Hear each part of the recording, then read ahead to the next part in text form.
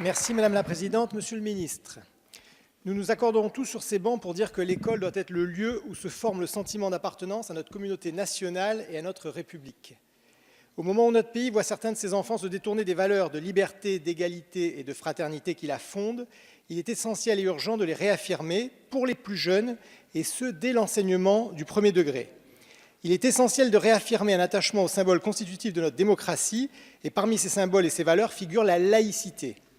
Monsieur le ministre, quand se multiplient les signes d'appartenance religieuse dans l'espace public, quand le communautarisme gangrène notre vivre ensemble, la laïcité permet de lutter contre toutes les formes de radicalisme et d'intégrisme qui minent en profondeur notre société.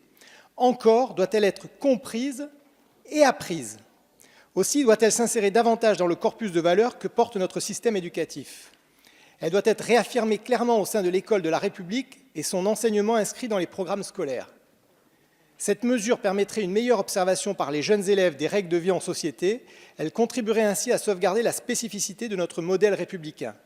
Mais pour qu'un travail de pédagogie de la laïcité soit efficient, encore faut-il former les enseignants. Former pour dispenser en classe l'enseignement de ce principe fondamental. Car la méthode de transmission qu'est la pédagogie est aussi essentielle que le contenu d'un enseignement. Il n'y a pas de pédagogie sans pédagogue. Alors, Monsieur le Ministre, ma question sera simple.